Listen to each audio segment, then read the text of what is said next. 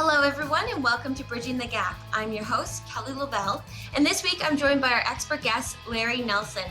He's going to be talking a lot about improving global education and some of his leadership journey. Larry is the Worldwide Managing Director of Global Education Partners at Microsoft. In his role, he works to create educational opportunities for students by securing global partnerships. Before starting at Microsoft in 2009, he was Director of Global Citizenship at Sun Microsystems. He has a passion for education, creating positive change, and leading teams. Sounds very synergistic to a lot of my passions, so I'm really pleased to have Larry with us today. Thank you again for your time.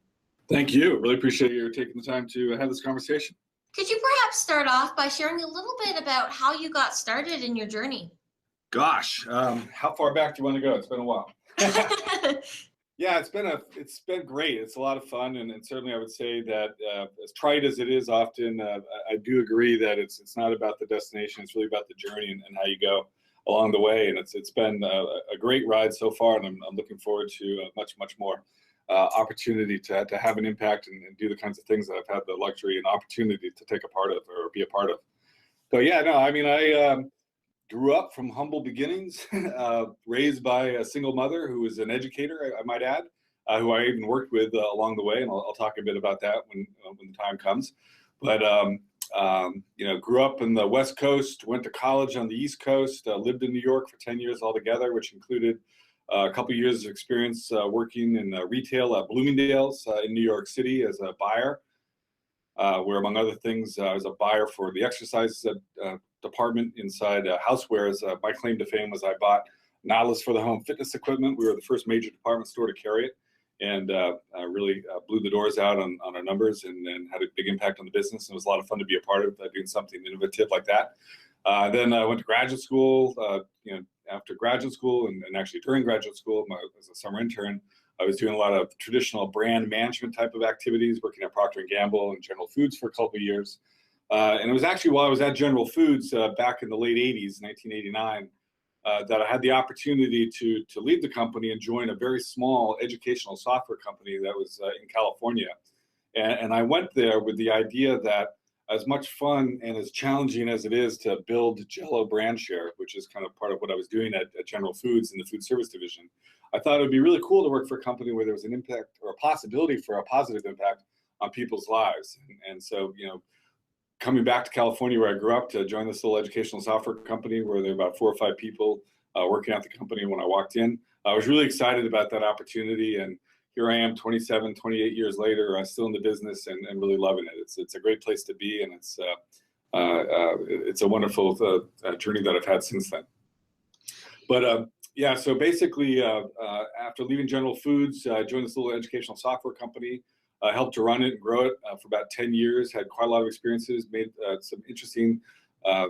did some interesting things, pioneered a lot of stuff that frankly is still going on today in the education space. After about 10 years there, declared victory, moved on to another little startup for about 1.5 years. And then around 2001-ish, I was recruited by Sun Microsystems to join their global education team, where I did market development and other activities leading up to the global citizenship role that you described. Then left Sun, worked at Stanford for just a short while actually before joining Microsoft. It'll be 8 years in February, where I've been able to continue the opportunity to work on projects and activities that are good for the business, but also good for a lot of things, not the least of which is our mission and goal to help students and teachers and everyone achieve their maximum potential. You've had quite the journey, and what I always find interesting is I always find no journey is ever the same, but oftentimes you have those like common themes that kind of your North Star, so to speak, that kind of guide you in the roles that you choose or kind of that help shape where you end up. I think a lot of you feel pressure that we have to know what we want to do from the get-go, but it's increasingly difficult to do that in today's time. Have you, looking back on your journey, did you have any like common shared traits or themes through the diverse roles you had? I mean, what I've heard a lot of people say, and I certainly think it's real, as trite again as it may sound, that the key is trying to figure out what it is you like to do, and then find someone to pay you to do that. I remember back in college when I was a senior and thinking about, what was I going to do, and I think it was before I started or had the opportunity to join Bloomingdale's, talking to my calculus professor, and he was asking me what I wanted to do. And my answer to him was, actually, I had no idea. I kind of knew how I wanted to live or kind of what I hoped to be able to do in my life, but I didn't have like a mindset about, this is what I'm going to do exactly to do it. So, yeah, I would encourage people to, be open to the fact that change is scary sometimes. And there's certainly, without certainty, some anxiety that may come with that. But, if you can learn to embrace it and actually run with it and focus on the things that matter to you, a lot of times things work out. Obviously there's no guarantee of that, but yeah, for me, it's been all about, I love working with people. I love travel, frankly. I love experiencing new things. So, being able to have the luxury or the great privilege, really, of traveling around the world and working with various partners that are doing great things in all different corners of the globe is totally exciting and thrilling to me. And scratches a bone I've got, so to speak. And I have always been excited by the opportunity to create new things too. So I've been able to translate that or kind of move that towards lots of different things, not the least of which is, I mentioned the Nautilus for the Home stuff we did at Bloomingdale's, first time a department store carried that product. The software company that I was a part of was a family business, really. And I worked with my mother for 10 years there, where I learned a great deal, not only about, software and education, but, how you run a school and how technology can actually support a school system. So, what we were doing there that was very innovative and groundbreaking was, circa 1991, 1992, we developed a series of products that were literally a full middle school science curriculum, a full basal curriculum, delivered in software and technology with video discs, believe it or not, laser discs, soon changed to CD-ROMs and the like, as well as a K-8 social science curriculum through a series of grants that my mom was just amazing at getting with the likes of the California Department of Education and the Florida Department of Education and the National Science Foundation. Anyway, we developed like literally 13 full grade levels of curriculum delivered in technology that we then got adopted as textbook alternatives 15 times in 12 different states in the US. And for those of you around the globe who aren't quite sure what I mean by that, it's basically in the United States, there's about 22 states that run what's called a statewide textbook adoption process, where they look at all the different curriculum materials that textbook publishers traditionally created to match the curriculum for that school, that state's maths or science or reading curriculum. And then once a product was approved as actually aligning to and delivering quality product against that curriculum, you were considered adopted and you're on a state list, which meant schools in those states could use their textbook money to buy your product. So back in the early 90s, we were really, well, not the very first, but we were the first company to demonstrate the ability to do this consistently. I mentioned that we got adopted 15 times in 12 states like California, Texas, Florida, Indiana, a few others. West Virginia was the first. We made money in about 3 or 4 of those states, but the point was that schools were able to use their state textbook money back then and buy our software products and then teach middle school science through software, okay, social science through a mix of software and other materials. So yeah, really groundbreaking stuff back then that today we're still trying to crack in many ways in the education space. So yeah, I mean, I've always been excited about doing new things, experiencing new things, interacting with people, collaborating with people. And I've just been very lucky to find, I think, maybe that in my road and journey, as you say, have been given the privilege and opportunity to exercise that, if you will, in lots of different roles. I want to focus a teeny bit further on your experiences when you were working with your mother with your startup or kind of your venture, because I find even nowadays pushing new solutions and ed tech and different, just trying to bring an innovation to life, so to speak, that is new and fresh. There's certain sets of challenges that young entrepreneurs or any entrepreneur really faces. So looking back at that experience, were there any kind of lessons learned that you've kind of taken as you moved on? Oh gosh, yeah, quite a lot, I'm sure. Experiences, lessons, did things wrong, did a few things right maybe, but yeah, tons. I mean, A lot of different things. I mean, a couple things I often kind of share with folk is I remember about 1992 again, being at an event in San Francisco that an investment banking firm called Hamilton Quist was running at that time. It's called Edutainment. And it was when CD-ROMs were coming out and becoming really big and popular, and people were cramming a lot of digital, video and other content into that, a lot of it in the education space as well. And it was an interesting event, probably a couple thousand people there, a whole bunch of companies, large and small, mostly small, interacting with and pitching, a variety of venture capitalists and other fundraisers and the like. And I remember that one of the keynote speakers at that particular event was a guy named Bob Davidson, who many of you may or may not know or remember, but there was a company back in the late 80s, early 90s called Davidson and Associates, which made a very popular product called Math Blaster, which may exist still today, actually. They ultimately, as a company, were sold to Mattel for $1 billion in the mid 90s, and which was just an extraordinary outcome. I think it was 10x their revenue or something close to that. But yeah, they were a company that literally was started, I think, on $5,000 between Jan Davidson, who was an educator, and Bob, who was a GE executive, as I recall, something to that nature. And he was basically giving a keynote to this group of, 1,000+ institutional investors and other folks and a bunch of startups, what have you. And he started his talk with the words, "Education is a get-rich-slow business." And then he paused, and then he repeated that. And he's like, "Education is a get-rich-slow business." I remember him saying that a lot of you in the audience are, investors looking to, a lot of the companies that are here, hoping to find a company where you could place your money and maybe flip the company in a couple of years, 3x, 5x your revenue or your investment. And he says a couple of you might be successful in doing that, and that's great. He said, but the thing is, that's not necessarily the way the education business works.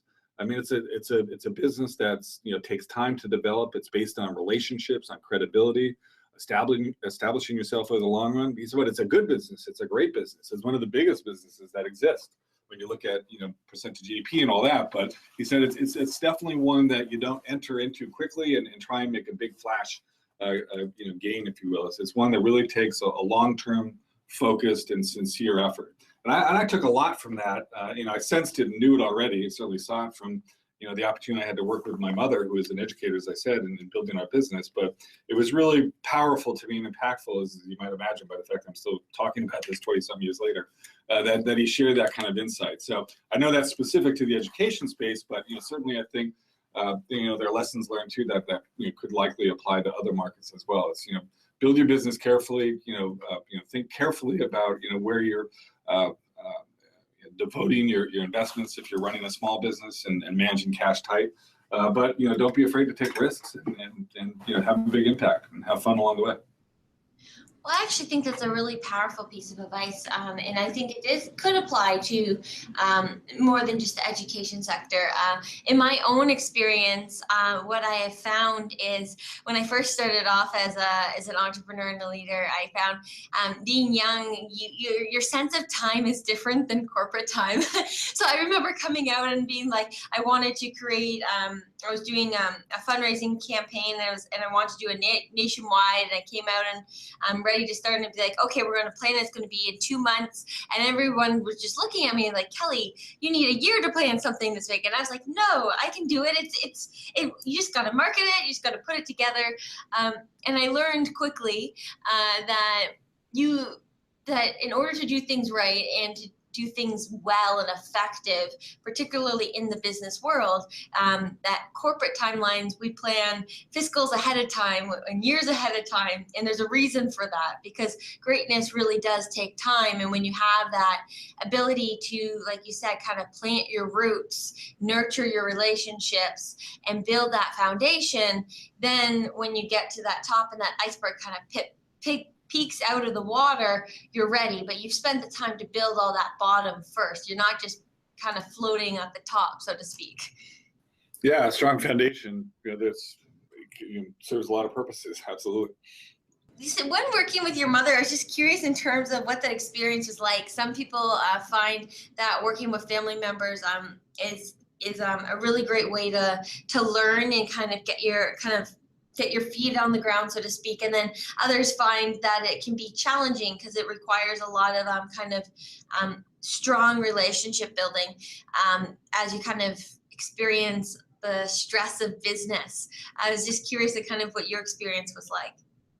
Yeah, it was great in a lot of ways, and you're right. I mean, there were definitely challenges along the way, and I always like to kind of joke a little bit, but I joined the software company back in 1989. Like I said, I came in as the business background kind of person, if you will. The founder and my mother were educators. They'd hired a couple people and were developing products largely for other people. So when the company had been started almost 10 years before that, actually, was doing education consulting to schools, basically writing special education programs for school districts in California and Nevada and other places. And my mother, when she was assistant superintendent of what was then the Murray School District, hired the company to do a special education program for her district. She took a leave for a variety of reasons, medical, and then actually, instead of going back to the district, joined the company and was working with the company in the late 70s, early 80s, and transitioned it into becoming a software developer. So it was in the early 80s, mid 80s, making products for a variety of software publishers and other companies like DC Heath, Addison Wesley, HBJ, Rand McNally, a lot of companies that don't exist today because they got acquired or merged into other companies like what's today Pearson or Houghton Mifflin and the like. But they were making products basically for other people. So it's kind of a work for hire business. And the company, in part based on a strategy I wrote while I was at Cornell and get my MBA, my entrepreneurship thesis, if you will, or the work that I did was to help build a strategy for the company my mom was a part of, was to basically transition a second time into becoming a publisher of its own content. So the idea was that instead of continuing to always have to look for the next project, how can we build a base of IP and product and that served a purpose in the education space in which we could build a business. And so it was kind of through that strategy and through some work that was being done that the company started to build some of its own titles and products that it started to sell into the education space, that it was also trying to sell into the retail space. And so I basically came for the background of product management at General Foods, brand management, General Foods, and P&G, and the Bloomingdale's experience I had, and with the effort or goal to try and help the business grow. And so when I walked in, there was a couple, tens of thousands of dollars in sales, but we were just starting to really dig in and build those basal curriculum products that I referred to before as the middle school science and K-8 social science curriculum. So we started to build the team and kind of looked ahead over the next 3 years or so when the state textbook adoptions were coming up for the various states in science and social science, and began to plan out what that would look like, began to think about what kind of partnerships would we need to help make those adoption processes successful for us, since there were all sorts of interesting intricacies involved with them in terms of providing samples for review and everything. That with a textbook company is very easy. You just ship a bunch of books and people kind of thumb through them and make their decisions. But with software back in the late 80s, early 90s, when not a lot of people even had technology in schools yet, let alone knew how to evaluate them, there were some really interesting and fun challenges to address. So I joined the company, in '89, kind of as a marketing sales guy, and kind of grew. And as the company grew, kind of built, kind of my breadth of responsibility in the company. A big part of what I did at Cornell was, marketing and finance. So I also, began running the finance of the company, which involved quite a lot in terms of, interfacing with the bank and producing financial reports. All that kind of stuff is great fun. And then eventually, last 5 years or so, I was CEO of the company. Which we grew to about 140 people and nearly sold to a publisher. But what I always like to tell or say, somewhat jokingly, but to your point, that while I was CEO of the company for a few years, I reported to the board of directors, obviously, and the chairman of the board, who was my mother, which meant some things in life never change. We all report to mom. Yes, well, it's really in looking at your journey, and you've really kind of been and seen the evolution of education and kind of the forefront of innovation in the space. Now fast forwarding to today, where do you see the biggest gap right now in global education or in innovation, so to speak, within the sector? Well, I'd say there are a number of things. and in the last 25, 30 years or so, it's been interesting to me that, you know, in many ways, one of the things that's always been called out as a need, and one of the things that I think still in many ways hasn't been completely solved, but I see lots of different areas, you know, doing things that are attempting to address it, which are good, is in the area of professional development. And not only in terms of training and helping teachers skill up and provide them the resources that they need to really be successful in the classroom, particularly when dealing with, you know, technology-based curriculum, et cetera, or technology resources, but also, you know, school leadership as well. And so, you know, it's really exciting. I've been privileged again, and I feel proud and lucky to have worked on a few things here at Microsoft, not the least of which is a collaboration that we did with edX, the MOOC that was, you know, co-founded across MIT Harvard, and we've worked with them to build out a set of classes, MOOC courses with MIT and University of Michigan and a few other universities, for courses that touch on things like gamification, and really one of the more important and interesting pieces is the goal to help school leaders develop the skills and the capacity to manage change. Because really at the end of the day, you know, we're talking about technology and education and trying to have an impact on how students learn and helping them to reach their maximum potential. You know, our view of Microsoft, and it's always been my view long-term in the industry, is that it's not about the technology. It's about, you know, us, you know, and how we use the technology to reach that, whatever our objectives might be. So it's been interesting to me that, like I said, you know, 25, 30 years ago, first starting off in the industry, people always said professional development, you know, teacher training, leadership training is key. And we're still saying that same thing. We're still having that same conversation. Lots of efforts to try and address that and change that. And I think many folks are being successful. We've got a whole Microsoft Innovative Educator Network, you know, a few 100,000, a couple million maybe now, teachers around the globe that share content, lessons, and support each other in different ways, which are effective. We've done this thing with edX, which is very cool. Interestingly, I was just in Vietnam a couple of weeks ago and had the opportunity to speak at a little session in Huy, in the center of the country, that was basically a group of universities, teacher universities in Vietnam, talking about their desire to build out a program to deliver professional development in a consistent and impactful way across the whole country. I was really excited by that, and I told them that as much that, you know, as in all the years I've been seeing education and efforts to drive professional development, we've often talked about, well, wouldn't it be great if we actually got the teacher universities, the teacher colleges involved in well?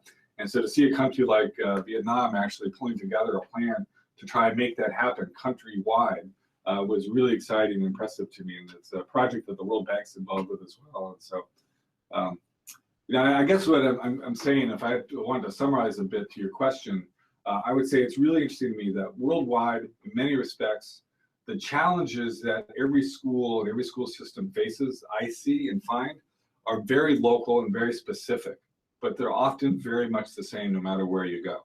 Whether it's, you know, helping, you know, increase graduation rates, whether it's helping to, you know, a higher ed level, you know, making sure students actually, you know, complete their degrees and are able to graduate with low debt.